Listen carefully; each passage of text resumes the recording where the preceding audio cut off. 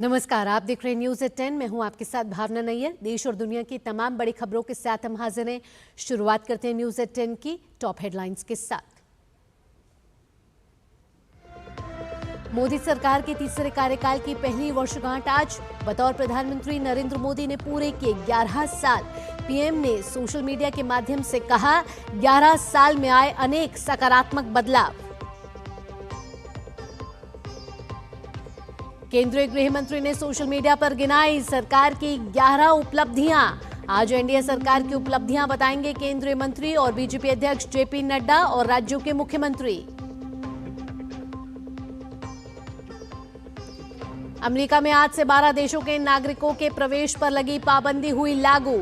अमेरिकी राष्ट्रपति Donald Trump ने 4 जून को किया था इसे लेकर आदेश जारी।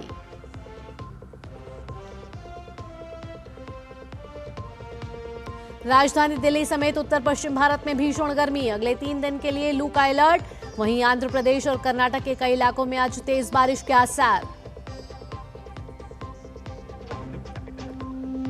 और भारत के अंतरिक्ष इतिहास में जुड़ने जा रहा है एक नया अध्याय। ग्रुप कैप्टन शुभांशु शुक्ला बनेंगे अंतर्राष्ट्रीय अंतरिक्ष स्टेशन की यात्रा करने वाले पहले भारतीय नागरिक।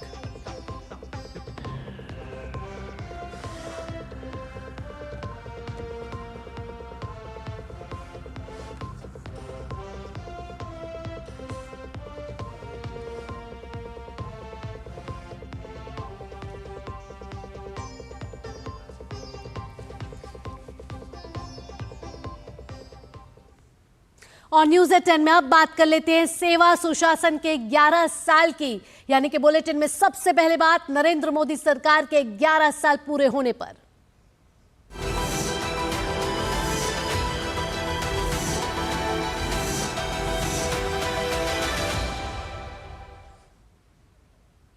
आज मोदी सरकार के तीसरे कार्यकाल की पहली वर्षगांठ और कुल मिलाकर 11वीं वर्षगांठ है। अपने इस कार्यकाल के दौरान प्रधानमंत्री मोदी की सरकार ने कई अहम काम किए हैं, कई उपलब्धियां हासिल की हैं और कई अहम योजनाएं भी लॉन्च की हैं। अपने तीसरे कार्यकाल के दौरान भी मोदी सरकार पहले की ही तरह मजबूत और आत्मविश्वास से भरपूर है। आज के इस विशेष अवसर पर देश भर में कई कार्यक्रमों का आयोजन किया जा रहा है। इन कार्यक्रमों के माध्यम से लोगों को सरकार की उपलब्धियों की जानकारी दी जाएगी। तो मोदी सरकार के तीसरे कार्यकाल का आज 1 साल पूरा। मोदी 3.0 मजबूत और आत्मविश्वास से भरपूर नजर आ रही है। बतौर प्रधानमंत्री के तौर पर नरेंद्र मोदी ने 11 साल पूरे कर लिए हैं। इन 11 सालों को सेवा और सुशासन के 11 साल माने जा रहे हैं। इस 11 साल में कई ऐतिहासिक पल आए हैं, कई महत्वपूर्ण उपलब्धियां हासिल हुई हैं और कई जन कल्याणकारी योजनाओं को लॉन्च किया गया है, उनका क्रियान्वयन किया गया है। केंद्र में प्रधानमंत्री मोदी की अगुवाई में एनडीए सरकार के 11 वर्ष पूरे होने के मौके पर आज बीजेपी मोदी सरकार की उपलब्धियों का लेखा जोखा जनता के सामने रखेगी। दिल्ली में बीजेपी के राष्ट्रीय अध्यक्ष जेपी नड्डा आज प्रेस कॉन्फ्रेंस के माध्यम से विकसित भारत के भविष्य के लक्ष्यों के साथ केंद्र सरकार की उपलब्धियों को जनता के सामने पेश करेंगे। इसके साथ ही बीजेपी शासित राज्यों के सीएम और केंद्रीय मंत्री भी अलग अलग राज्यों में प्रेस कॉन्फ्रेंस कर जनता के सामने मोदी सरकार की उपलब्धियों को रखेंगे। साथ ही 11 जून को यह अभियान जिला स्तर तक पहुंचेगा, जिससे पार्टी की उपलब्धियों का संदेश गांव-गांव तक जाए।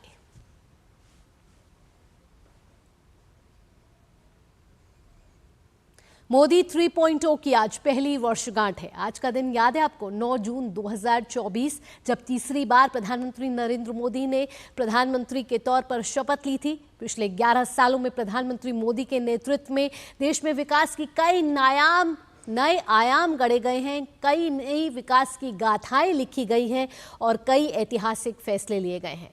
पीएम मोदी ने सोशल मीडिया एक्स पर पोस्ट कर कहा है, 140 करोड़ भारतीयों के आशीर्वाद और सामूहिक भागीदारी से संचालित भारत ने विभिन्न क्षेत्रों में तेजी से परिवर्तन देखे हैं। सबका साथ, सबका विकास, सबका विश्वास, सबका प्रयास के सिद्धांत से प्रेरित होकर एनडीए सरकार ने गति, पैमाने और संवेदनशीलता के साथ पथ प्रदर्शक परिवर्तन किए हैं। आर्थिक विकास से लेकर सामाजिक उत्थान तक लोगों पर केंद्रित समावेशी और सर्वांगीण प्रगति पर ध्यान केंद्रित किया गया है। आज भारत न केवल सबसे तेजी से बढ़ने वाली प्रमुख अर्थव्यवस्था है, बल्कि जलवायु कार्रवाई और डिजिटल नवाचार जैसे महत्वपूर्ण मुद्दों पर एक प्रमुख वैश्विक आवाज भी है। हमें अपनी सामूहिक सफलता पर गर्व है, लेकिन साथ ही हम एक विकसित भारत के निर्माण के लिए आशा, विश्वास और नए संकल्प की प्रतिबद्धता को दोहराते हैं। तो प्रधानमंत्री नरेंद्र मोदी ने ट्वीट कर यह संदेश दिया है, जिसमें उन्होंने बताया है कि किस तरीके से 11 साल में देश में परिवर्तन आए हैं इन योजनाओं के जरिए और इन ऐतिहासिक फैसलों के जरिए, जिसमें जब 2014 की बात करें तो अर्थव्यवस्था के लिहाज से 11वें पायदान पर था भारत। आज भारत दुनिया की चौथी बड़ी अर्थव्यवस्था बन चुका है और जल्द ही तीसरी बड़ी अर्थव्यवस्था बनने की ओर अग्रसर है। इसके साथ जो लक्ष्य आगे के लिए तय किए गए हैं वो है 2047 के विकसित भारत के लक्ष्य।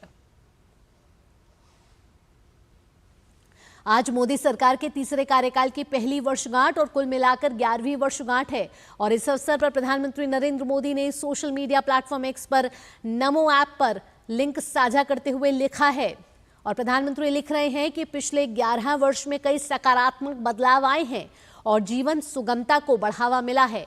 नमो ऐप आपको इस परिवर्तनकारी यात्रा की जानकारी एक अभिनव तरीके, इंटरैक्टिव गेम, क्विज, सर्वेक्षण और ऐसे ही अन्य प्रारूपों से देते हैं। आपको इसमें शामिल और प्रेरित भी करते हैं।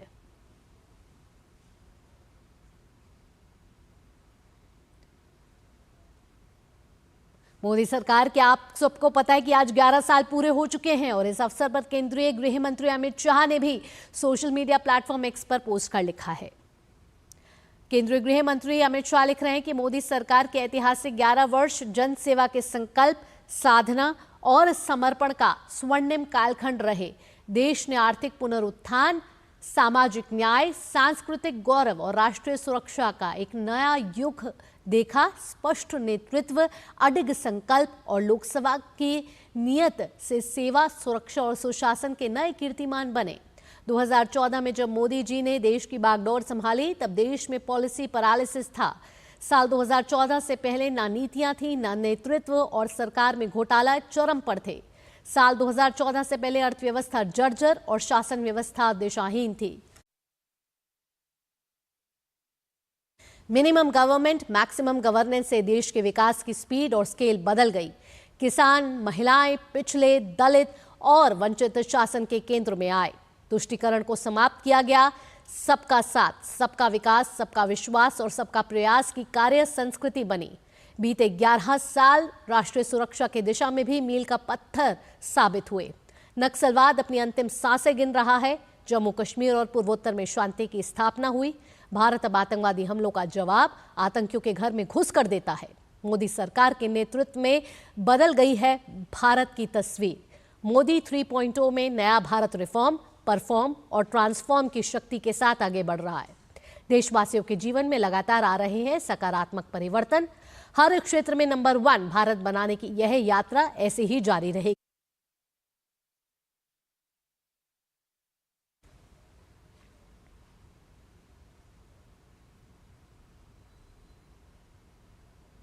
प्रधानमंत्री नरेंद्र मोदी ने कहा कि उनकी सरकार ने अपनी नीति और योजनाओं में गरीब कल्याण पर फोकस किया है। अपने एक संदेश में उन्होंने कहा कि बीते 11 वर्षों में हमारी सरकार की हर योजना के केंद्र में गरीब भाई बहनों के साथ ही जन जन का कल्याण सुनिश्चित करना रहा है। उज्ज्वला हो या पीएम आवास, आयुष्मान भारत हो या भारतीय जन औषधि या फिर पीएम किसान सम्मान निधि, इन सभी योजनाओं ने देशवासियों की उम्मीदों को नए पंख दिए हैं। हमने इस दौरान पूरी निष्ठा और सेवा भाव के साथ लोगों का जीवन आसान बनाने के लिए हर संभव प्रयास किया है। इसके साथ ही प्रधानमंत्री नरेंद्र मोदी ने एक वीडियो भी साझा किया है। आइए आपको दिखाते हैं। हर सुबह सूरज सिर्फ उजाला नहीं लाता, लाता है एक नई उम्मीद। उजाला तो दिखता है, पर उम्मीद जो दिखती नहीं, पर हर छोटे से छोटे बदलाव के पीछे होती है। जब उज्ज्वला योजना से 10 करोड़ से ज्यादा फ्री एलपीजी कनेक्शन मिले तो धुएं ही नहीं, बीमारियों से भी बचाव हुआ और भविष्य को बेहतर बनाने का समय भी बचा। मुद्रा योजना से मिले 34 करोड़ से अधिक लोन से महिलाओं ने अपना कारोबार तो शुरू किया ही, एक नया आत्मविश्वास भी पाया। जब हाथ का हुनर आमदनी में बदला तो वो कमाई कहीं बच्चों के स्कूल की फीस बनी और कहीं दवाई का खर्चा। प्रधानमंत्री आवास योजना से 4 करोड़ से अधिक परिवारों के घर पक्के हुए तो छत का स्वाभिमान मिला और हौसलों को पंख भी। ठीक ऐसे ही जब पीएम किसान से 3,70,000 करोड़ पहुँचे करोड़ों किसानों तक, तो खेती की छोटी से छोटी चीजों के लिए किसी से उधार लेने की जरूरत खत्म हुई और खेतों को समय पर बीज खाद मिला, पैदावार बढ़ी और खुशियां भी। और जब कठिन मौसम से जूझी फसल तो प्रधानमंत्री फसल बीमा योजना ने 1,75,000 करोड़ रुपए की मदद की। मौसम की चिंता नहीं रही जब नुकसान की पूरी भरपाई हुई। 16,000 से ज्यादा जन औषधि केंद्रों से 90% तक सस्ते दामों पर क्वालिटी दवाइयाँ मिली तो गरीब और जरूरतमंद के 38,000 करोड़ बचे और लोग दवाई की पर्ची के खर्चे से घबराए नहीं। आयुष्मान भारत से 55 करोड़ से अधिक लोगों को जब 5 लाख तक का मुफ्त इलाज मिला तो बीमार लाचार नहीं रहा। इन 11 सालों में उम्मीद ने विकास देखा, धुआं मुक्त चूल्हा देखा, पक्की छत देखी और देखा घर तक नल और बिजली, मुफ्त इलाज का भरोसा देखा। टियर 2 और टियर 3 शहरों से निकलकर बड़े होते स्टार्टअप देखे। देश को डिफेंस इंपोर्टर से डिफेंस एक्सपोर्टर बनते देखा। माननीय प्रधानमंत्री नरेंद्र मोदी जी के कुशल नेतृत्व में ये सिर्फ उम्मीदों की नहीं, उम्मीदों के सच होने की कहानी है और यही तो है विकसित भारत का अमृत काल। सेवा, सुशासन, गरीब कल्याण के 11 साल। तो सेवा, सुशासन, गरीब कल्याण के ये 11 साल रहे हैं जो संकल्प से सिद्धि के विकास यात्रा को तय करके आए हैं। इस समय हमारे संवाददाता शैलेंद्र मिश्र हमारे साथ जुड़ गए हैं, ज्यादा जानकारी के साथ उनका रुख करेंगे। शैलेंद्र, 2014 की बात करें जब प्रधानमंत्री नरेंद्र मोदी ने देश की बागडोर संभाली थी, तब देश एक निर्णायक दौर में से गुजर रहा था, एक अहम मोड़ पर था। दिशा तय नहीं थी, आकांक्षाएं थी और उसी आकांक्षाओं को आगे बढ़ाते हुए विकास और गति की यात्रा तय करते हुए आज भारत आत्मविश्वास से भरा हुआ नजर आ रहा है, आत्मनिर्भरता की ओर अग्रसर है और अगर वैश्विक मंचों पर बात की जाए तो अपनी आवाज बुलंद करता हुआ नजर आ रहा है। और ये सब कुछ प्रधानमंत्री नरेंद्र मोदी के नेतृत्व के कारण ही हो पाया। देखिए, कुछ प्रमुख सिद्धांतों पर मोदी सरकार आगे बढ़ी है। प्रधानमंत्री नरेंद्र मोदी की अगुवाई में बीते 11 वर्षों में, जैसा कि आज प्रधानमंत्री नरेंद्र मोदी ने सोशल मीडिया पोस्ट पर कहा कि सामूहिक सफलता पर सभी को गर्व है और जो विकसित भारत की जो प्रतिबद्धता है उस पर आगे बढ़ना है। बहुत स्पष्ट है कि 2014 में जब सरकार आई थी, जो भी योजना का ऐलान हुआ उसमें जन भागीदारी सुनिश्चित की जाए और स्पीड बढ़ाया जाए, यानी तय समय पर टारगेट को पूरा किया जाए। और मोदी सरकार ने वो कार्य संस्कृति पैदा की है देश में कि जहां पर योजनाओं का ऐलान होता है उसके टारगेट सेट किए जाते हैं और उससे समय से पहले पूरा किया जाता है। तो इसका फायदा क्या होता है कि इसमें पैसे की बचत होती है और आर्थिक विकास तेज होता है। आज दुनिया की सबसे तेजी से आगे बढ़ती हुई हम अर्थव्यवस्था है और 11वें पायदान पर थे, अब 4थे पायदान पर आ चुके हैं। और सिर्फ यही नहीं है, 27 करोड़ लोगों को अत्यधिक गरीबी से बाहर निकाला गया है, वर्ल्ड बैंक की ताजा रिपोर्ट कहती है, जो अपने आप में एक रिकॉर्ड है।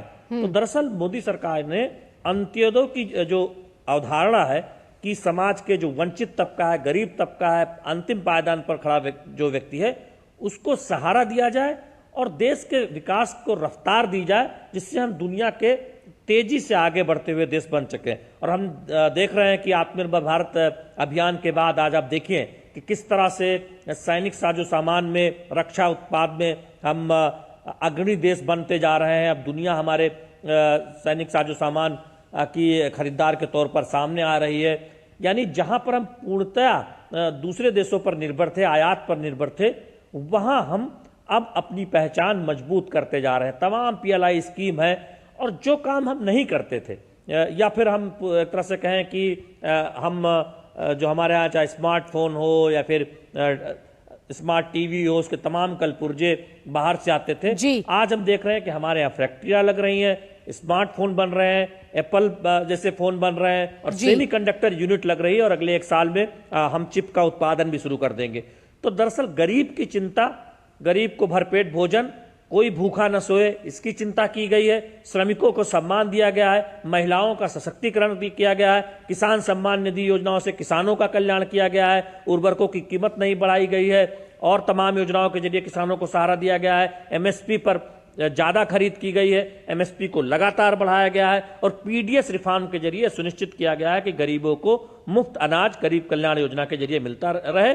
जो हमने देखा था कोरोना काल में योजना शुरू की गई थी, इसकी दुनिया ने तारीफ की थी। और इससे आगे बढ़ते हुए विकसित भारत किस तरह से हो, उसका एक पूरा विजन प्रधानमंत्री नरेंद्र मोदी की अगुवाई में रखा गया है, जिस पर आगे बढ़ना। और इसीलिए बार बार प्रधानमंत्री नरेंद्र मोदी कहते हैं कि ये 140 करोड़ भारतीयों का सपना है कि 2047 तक हमें विकसित भारत बनाना है, और सभी की उसमें भागीदारी सुनिश्चित हो। उस दिशा में मोदी सरकार आगे बढ़ रही है। आज प्रेस कॉन्फ्रेंस होनी है बीजेपी के राष्ट्रीय अध्यक्ष JP नड्डा की 12 बजे यहीं पंडित दीनदयाल उपाध्याय मार्ग पर, जहां बीजेपी का केंद्रीय कार्यालय है। उसके बाद देश भर में हम देखेंगे कि बीजेपी शासित राज्यों के मुख्यमंत्री वो कल प्रेस कॉन्फ्रेंस करेंगे, कई केंद्रीय मंत्री प्रेस कॉन्फ्रेंस करेंगे। उसके जरिए उपलब्धियों को बताया जाएगा, जनता ने वो बदलाव को महसूस किया है, उन बदलावों की चर्चा होगी कि कैसे 2014 के पहले का भारत कैसे था और अब 2025 का भारत कैसे है, कैसे वो दुनिया के लिए एक मिसाल है कि तमाम चुनौतियों को पार पाते हुए आगे बढ़ा जा सकता है। मोदी सरकार ने 11 साल में उसे करके दिखाया है और आगे की रूपरेखा भी तय की।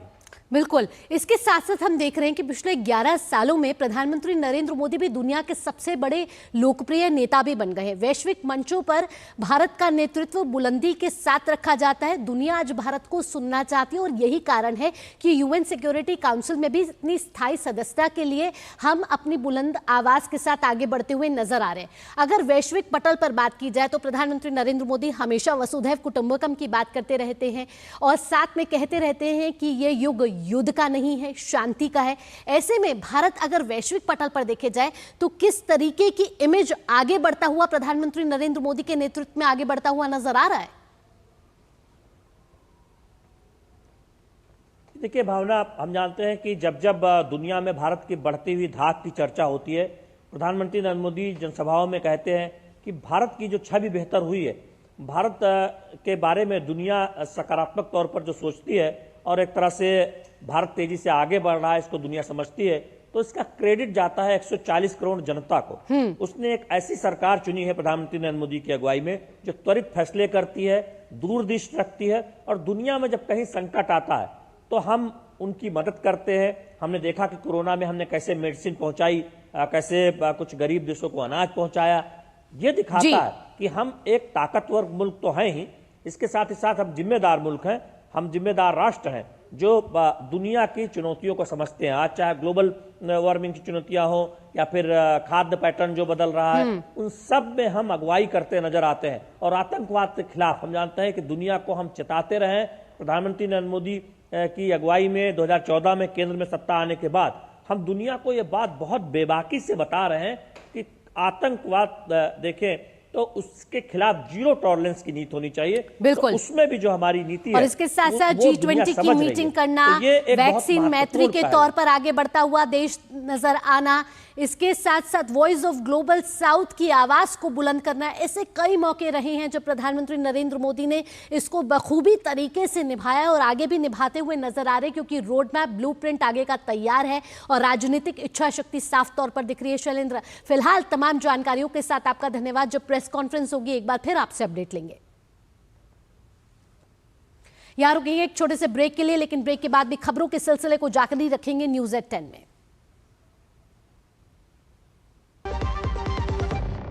क्या बात है, बहुत फिट लग रहा है, ट्रेनिंग कर रहा है। 3 महीने में पैसे डबल, वाह, फास्ट और हाई रिटर्न्स भी। क्या स्कीम है? कल तो नहीं थी यहाँ।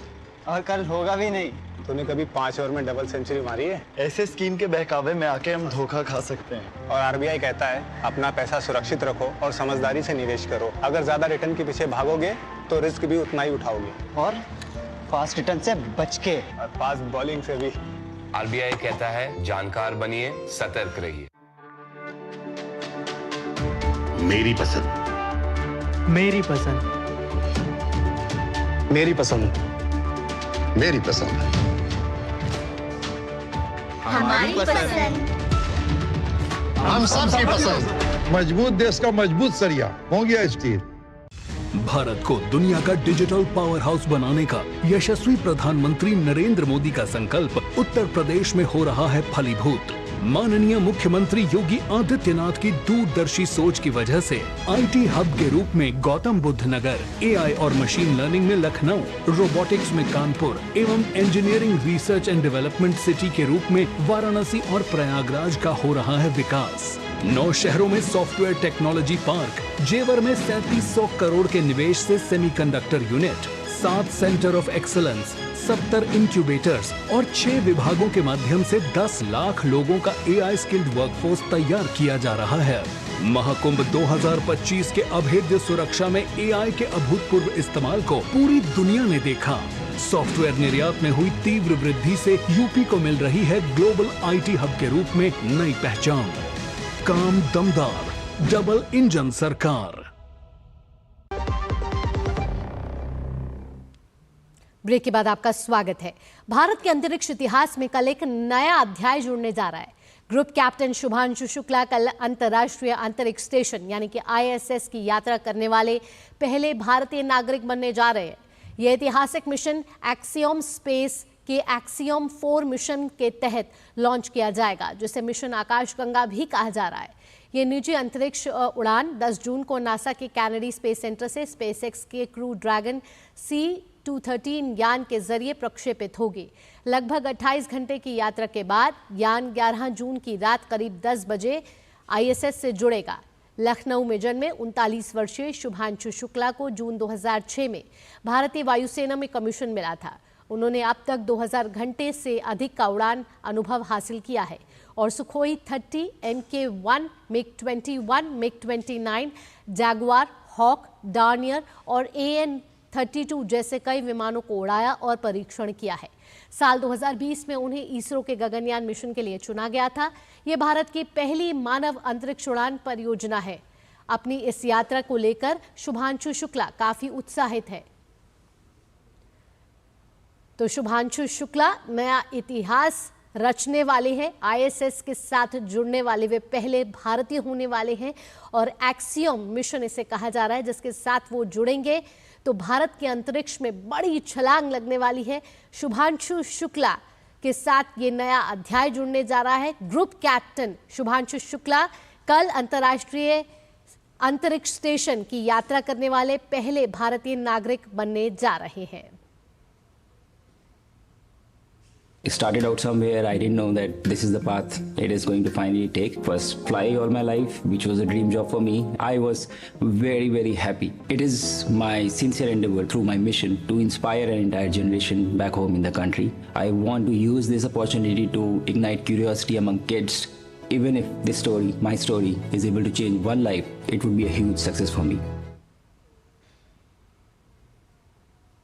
आगे बढ़ते हैं। अमेरिका में आज से 12 देशों के नागरिकों के प्रवेश पर लगी पाबंदी सोमवार आधी रात के बाद लागू हो गई है।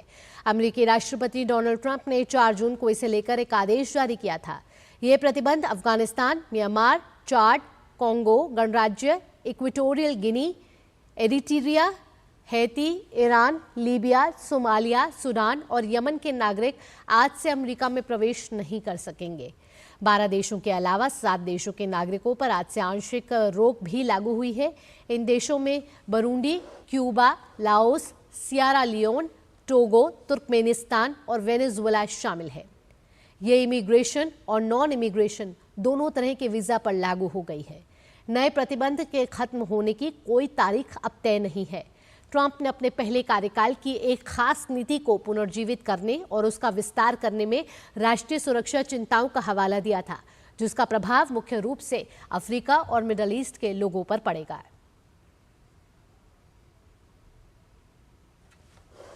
इसी के साथ न्यूज एट 10 में फिलहाल इतना ही। देश और दुनिया की बाकी खबरों के लिए आप देखते रहिए डीडी न्यूज। अगला कार्यक्रम आप देखेंगे न्यूज पंच, मेरी सहयोगी कृतिका भारद्वाज के साथ। फिलहाल के लिए मुझे दीजिए अनुमति।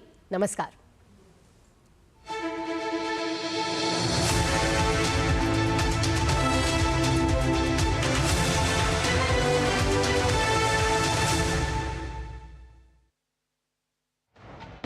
कश्मीर से कन्या